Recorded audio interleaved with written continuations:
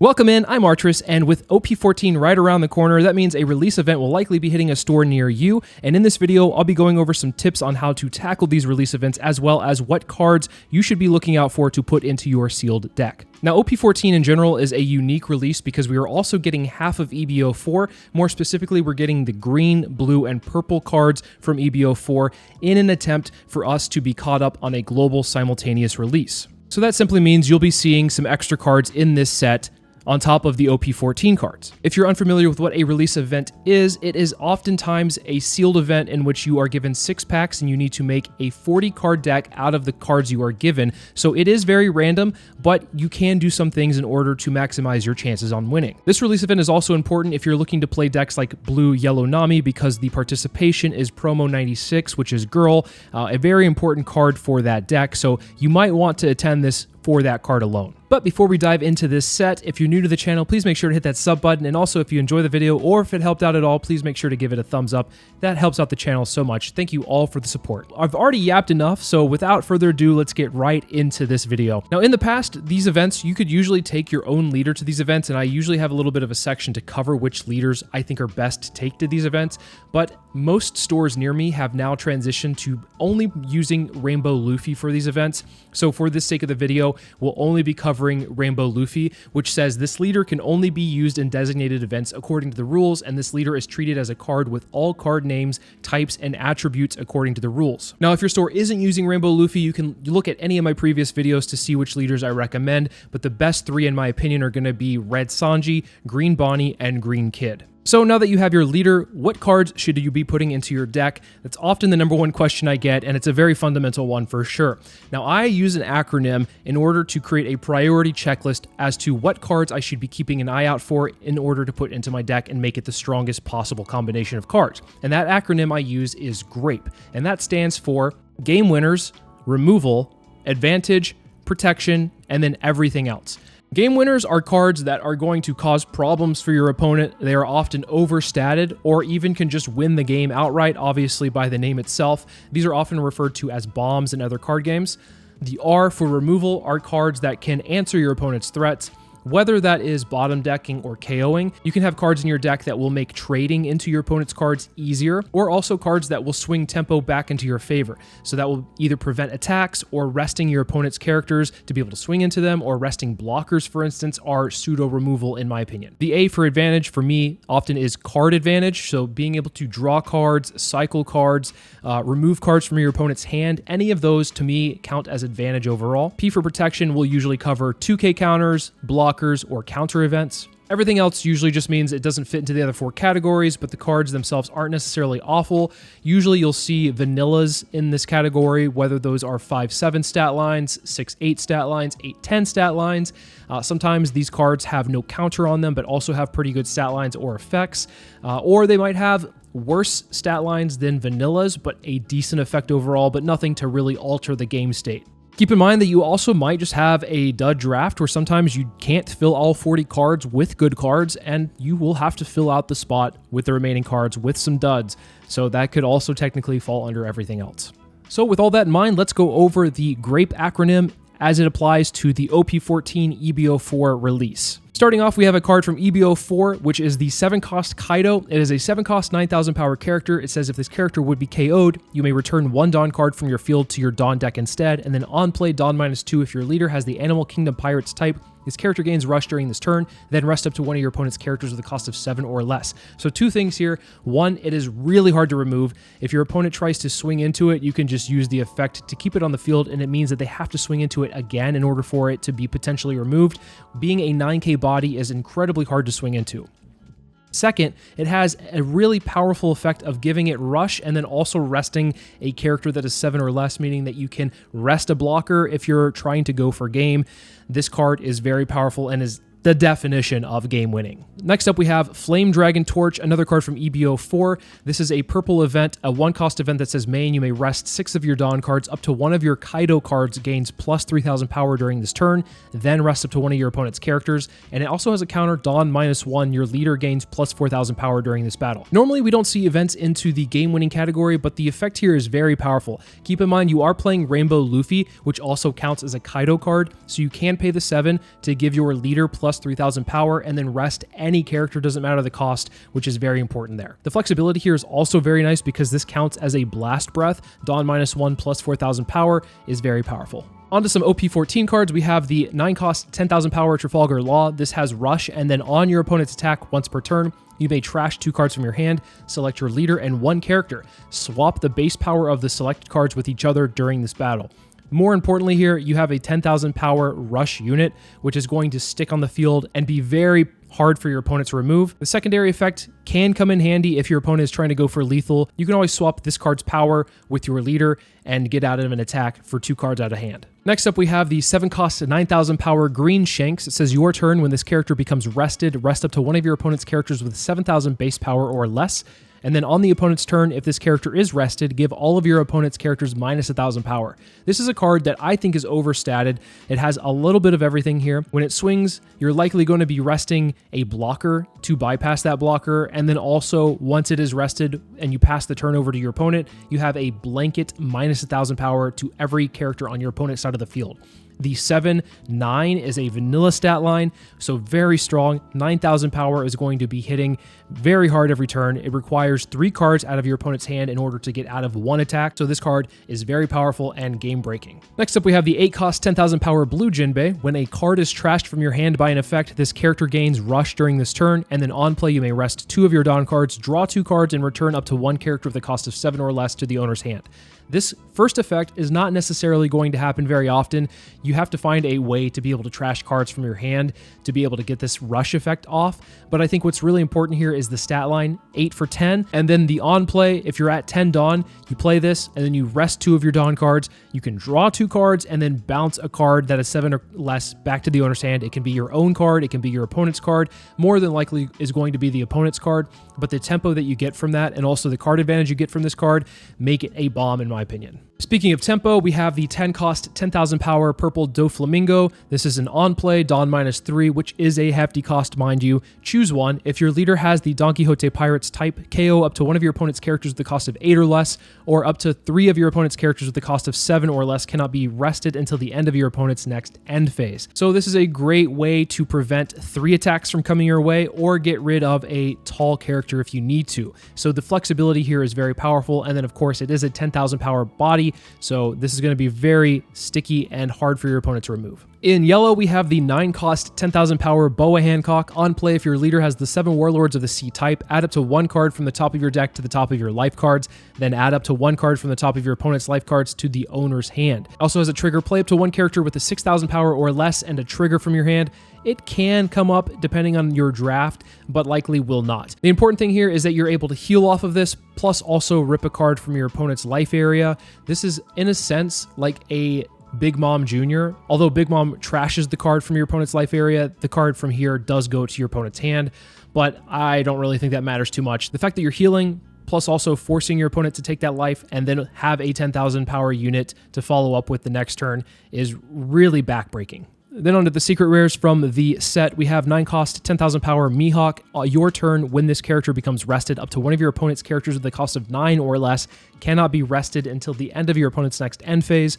And then on your opponent's attack once per turn, you may trash 1 card from your hand. Up to one of your leader or character cards gains 2,000 power during this battle. So having some protection with that plus 2,000 while also preventing an attack from coming your way is very important. But it doesn't have to be an attack that it prevents. It can prevent a blocker from using the block effect, because when a blocker blocks, it has to rest in order to do it. So you can prevent somebody from blocking an attack. And then finally, to round out our game winners, we have the 8 cost 10,000 power Crocodile. On play, up to one of your opponent's characters with a cost of 9 or less cannot attack until the end of your opponent's next end phase.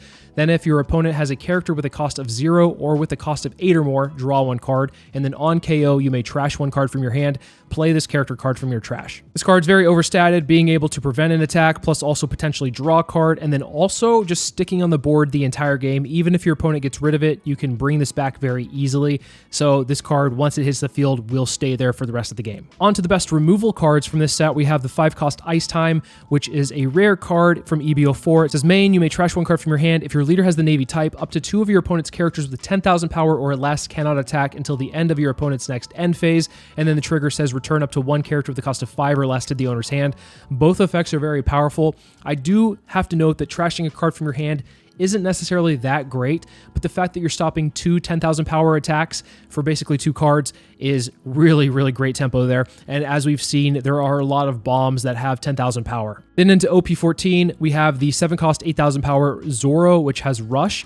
The reason I have this in the removal section is because it has the when attacking, give it to one of your opponent's characters minus 1,000 power during this turn, which makes this card trade into cards on the field that are rested a lot easier. So it is pseudo removal in a sense. Along that same line, we have the 3-cost Shambles, which is a main select 2 of your opponent's characters with 9,000 base power or less, and then swap the base power of the selected characters with each other during this turn. So if your opponent has a small blocker or maybe a searcher they put out very early on, and they have a big character that's rested, you can swap the power of those and make the trade into the big character a lot easier. Along the same lines of pseudo removal, we have the 4-cost Nami blocker that says on play, rest up to 2 of your opponent's characters with a cost of 8 or less, then set up to 5 of your Dawn cards as active at the end of this turn. The fact that it just rests 2 8-cost characters is quite insane for only 4. So this is a great way to bypass blockers, especially if your opponent has set up 2 blockers in a single turn and you're trying to go for game. You can play this Nami out and then get rid of those for the turn. Probably one of the best tempo plays you can have on curve or even past curve is the 5-cost Perona. It is a 5-cost 6,000 power green character. On play, up to 2 of your opponent's characters with a cost of 5 or less cannot be rested until the end of your opponent's next end phase, and then on KO, you may rest one of your cards and then play up to 1 green character with the cost of 5 or less from your hand. The most important thing here is preventing 2 attacks from coming your way.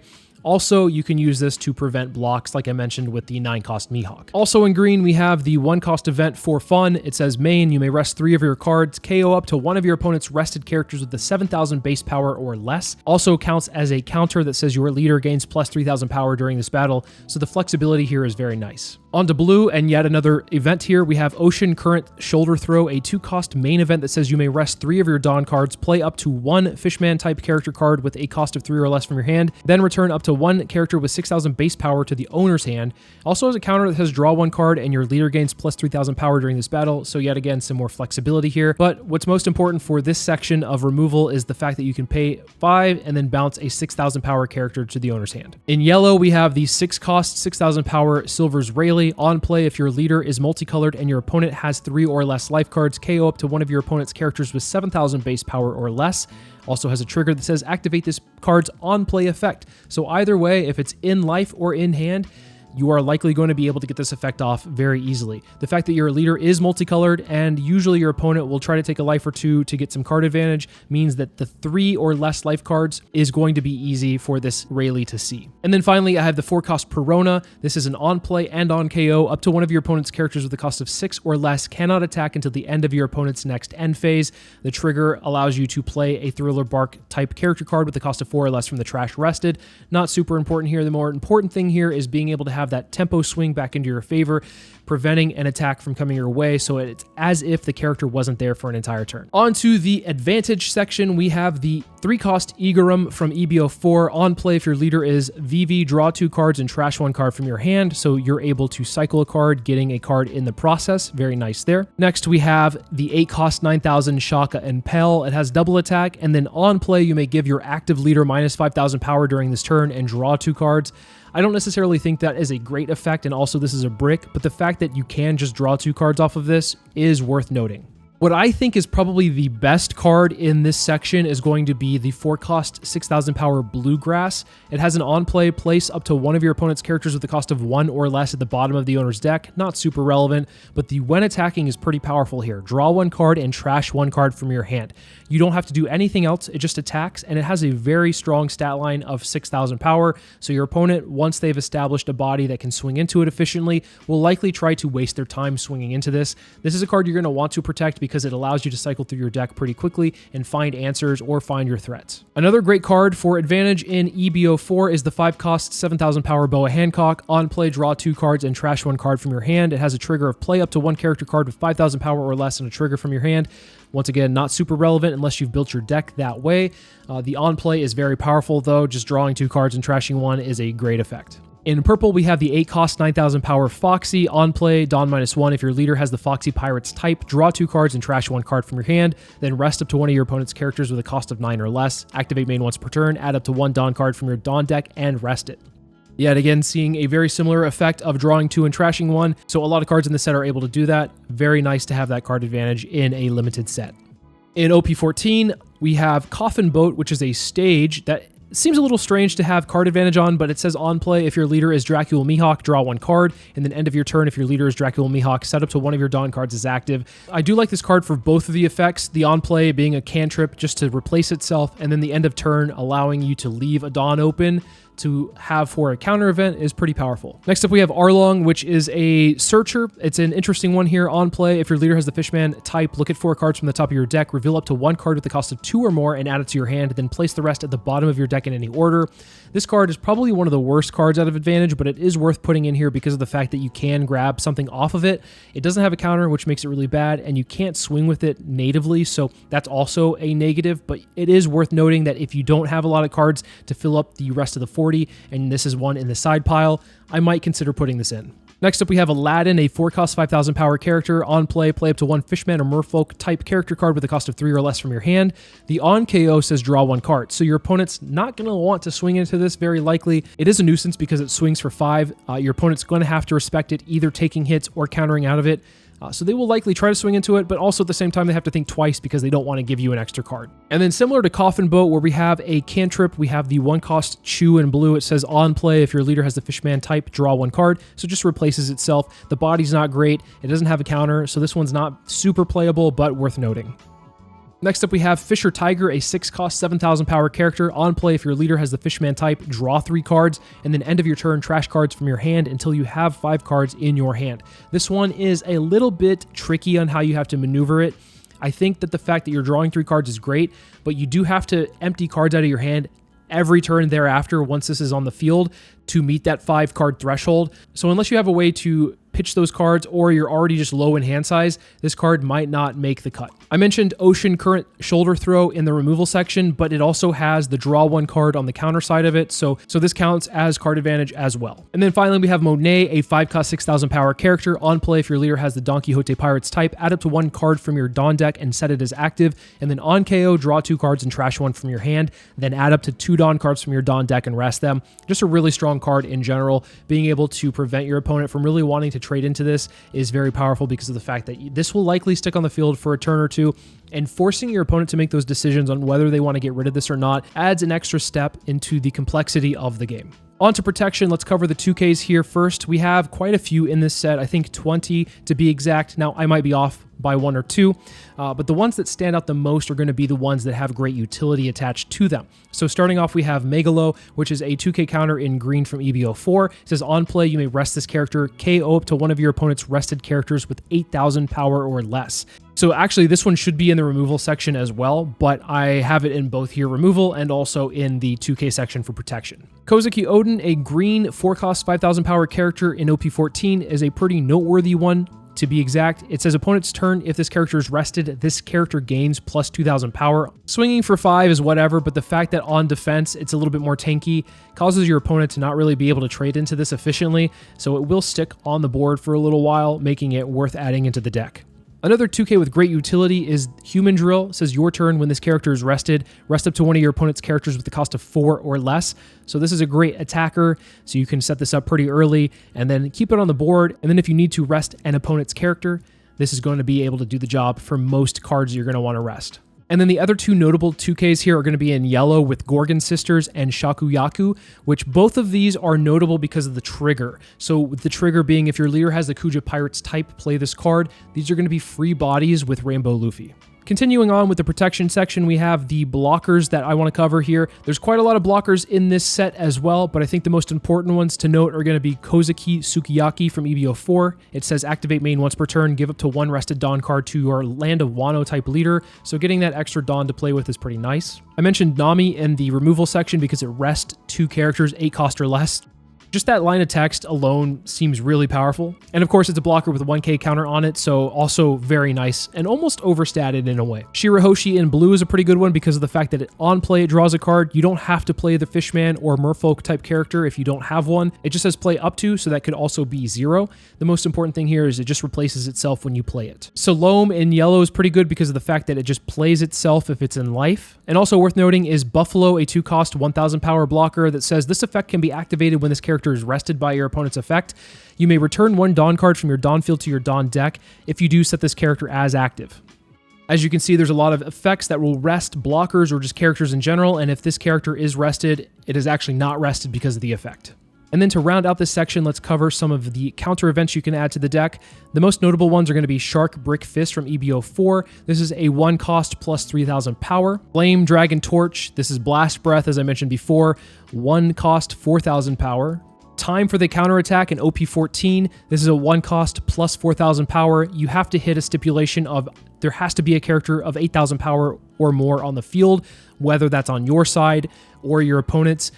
Likely very easy to hit, making this a must-add in my opinion. Next up, Strive to Surpass Me, Roanoa Zoro. This is a 1 cost plus 4000 power. You have to rest one of your cards in order to gain that plus 4000 power. So whether that is an additional Dawn that's open, so it's technically a 2 plus 4, or you can rest a character if you want. So that can also count as resting a card. I feel like I've covered this next card quite a lot already, but I'll cover it one last time. Ocean Current Shoulder Throw being a pretty solid counter event you're going to want to add to your deck because of the flexibility here. 2 cost plus 3000 power is not great conversion, but you do get that draw 1, and also the flexibility in this card is really good. Everwhite and Purple is a 1 cost plus 3000 power for your leader, not for characters, just your leader. You can also use it to ramp if you need to, which is pretty nice. A little bit better of a purple card than Everwhite will be Bullet String, a 2 cost counter event that says Dawn -1. If your leader has the Don Quixote Pirates type, up to one of your leader or character cards gains plus 2000 power during this battle, then that card gains an additional plus 2000 power during this turn, making it even harder to swing into for subsequent swings. In black, we have Ground Death, a 1 cost plus 4000 power if you have 10 cards or more in your trash. This can apply for leaders or characters. It doesn't have to be just your leader. The other thing here is that the main says you may rest 2 of your Dawn cards and negate the effect of up to one of your opponent's characters with a cost of 5 or less during this turn. So this also can count as removal because you can negate the effect of blocker. So your opponent, if they have a blocker in the field, it no longer is a blocker and you can swing right past it. And then my favorite event from this set is going to be the 1 cost You'll Frighten Me in yellow. It's a counter event that says if you have 2 or less life cards, up to one of your opponent's active characters cannot attack during this turn. It makes battle math very difficult. If your opponent is going to swing with a very big character and they swing from small to big, if they swing small first, you can use this. Obviously, you're not going to be able to get out of a swing with just this alone because it doesn't add any power to defense, but it does stop one attack outright, which is very, very strong. And then into the last category of E for everything else. Usually this is chock full of vanillas. I don't think there's quite a lot of vanillas in this set. There's a few to at least note, which are on screen right now. Outside of that, we have cards that have vanilla stat lines, but no counter, but maybe some strong effects. And then we have some cards that don't have the best stat lines. Like they might not have a vanilla stat line, but they have decent effects overall, which these are on the screen right now as well. And then last thing to note here is that with the 8 cost Gecko Moria, I have this in the section because if you've built your deck to have a lot of Thriller Bark Pirates, maybe you have drafted quite a few of those cards, this card could be game winning. Otherwise, it just has a really good stat line of 8-10, which is nothing to scoff at. And then finally, we have these 3 cards in yellow, which are going to be great trigger bodies in Marguerite, Ran, and Rindo. So these cards, if your leader has the Kuja Pirates type, play this card. So these cards are worth putting into the deck because of the fact that they could just be free bodies to come out of life. So there you have it. That's the OP14 EBO4 release event in a nutshell. Hopefully that covers everything you need in order for you to do your best here. Would love to hear from you guys. Let me know in the comments below how you guys are doing at your release events. I always love to hear from the community there. Also, please make sure to join the Discord if you'd like to talk some more One Piece outside of the YouTube comments. The link for that is in the description below.